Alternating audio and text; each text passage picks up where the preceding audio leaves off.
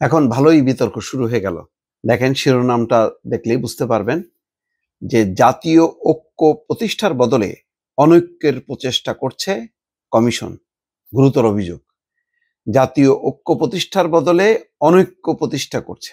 কি পরিমাণ ক্ষুব্ধ হয়ে সালাউদ্দিন আহমেদ, যিনি একেবারে গোড়া থেকে এই কমিশনের প্রতিটা বৈঠকে অংশ নিয়েছেন, বক্তব্য দিয়েছেন, তিনি এই কথা বলছেন।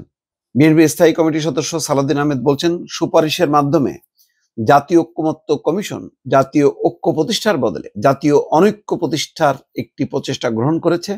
এই জন্য তাদের ধন্যবাদ। মঙ্গলবার বিকেলে সচিবালয়ে আইন মন্ত্রণালয়ে আইন উপদেষ্টা অধ্যাপক আসিফ নজরুলের সঙ্গে দেখা করে সাংবাদিকদের তিনি এই কথা বলেন। সালাউদ্দিন আহমেদ বলছেন, জাতীয় ঐক্যমত্য কমিশন নিষ্কৃতি পাওয়ার জন্য কিছু সুপারিশ দিয়ে কার্যক্রম সমাপ্ত করতে চেয়েছে। তিনি বলেন, আমরা আশা করছি উপদেষ্টা পরিষদ এবং সরকার পুঙ্খানুপুঙ্খ আলোচনা করবে এবং সাংবিধানিক ভিত্তি থাকবে এমন প্রক্রিয়া গ্রহণ করবে। সালাউদ্দিন আহমেদ বলছেন যে জুলাই জাতীয় সনদ 84টি দফা, সম্ভবত সেখানে কিছু দফায় আমাদের এবং বিভিন্ন দলের কিছু ভিন্ন মত আছে, নোট অফ ডিসেন্ট আছে। পরিষ্কারভাবে সেখানে উল্লেখ করা আছে যে এই সমস্ত নোট অফ ডিসেন্টের বিষয়গুলো রাজনৈতিক দলসমূহ যারা দিয়েছে, তারা যদি নিজেদের নির্বাচনী ইশতেহারে উল্লেখপূর্বক ম্যান্ডেট প্রাপ্ত হয়, তাহলে তারা সেইভাবে সেটা বাস্তবায়ন করতে পারবেন। সেটা এই প্রিন্টেড জাতীয় জুলাই সনদের যে বই এখানে আপনারা পাবেন, সমস্ত দফায় দফায় যেখানে যেখানে ডিসেন্ট আছে সেখানে আছে। অথচ বিস্ময়করভাবে আজকে এই সংযুক্তিগুলো দেওয়া হলো সুপারিশ মালার সাথে, সেখানে এই নোট অফ ডিসেন্টের কোনো উল্লেখ নাই। এটা তো গুরুতর একটা হলো যে 84টা দফায় একমত হয়েছে, কিন্তু কিছু কিছু বিষয় আবার দ্বিমত আছে, সেটা নোট অফ ডিসেন্ট যুক্ত থাকার কথা। দেখা গেল সেই নোট অফ ডিসেন্ট নাই।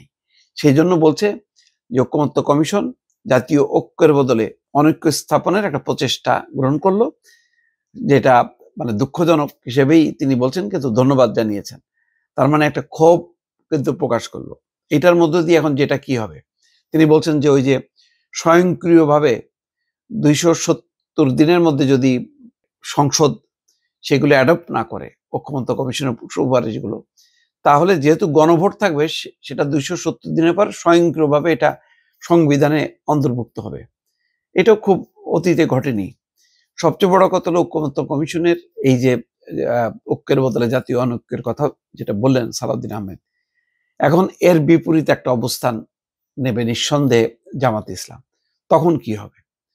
তখন তো পুরো বিষয়টাই একটা সংকটের মধ্যে পড়বে। ইতিমধ্যে গণভোট নিয়ে দুই রকম কথা। জামাত বলছে নভেম্বরে, আর বিএনপি বলছে নির্বাচনের দিন, আর দুটেই সুপারিশ করছে। ঐক্যমত্য কমিশন বলছে নির্বাচনের দিন অথবা নির্বাচনের আগে যে কোনো দিন। তাহলে পরিষ্কারভাবে কোনো সুপারিশ করলো না। এখন সরকারের ঘাড়ের বন্দুক রাখা হলো। এখন সরকার কিভাবে এটা ফায়ার করবে? ফায়ার করতে গেলে কেউ না কেউ মারা পড়বে। হয় বিএনপির বিপক্ষে যাবে, না জামাতের বিপক্ষে যাবে। একটা কঠিন কিন্তু আর একটা নতুন সংকট তৈরি হলো। সামনের কয়েকটা দিন এই রাজনৈতিক টানাপোড়েন বেশ তীব্র হবে বলে ধারণা করা যায়, দর্শক।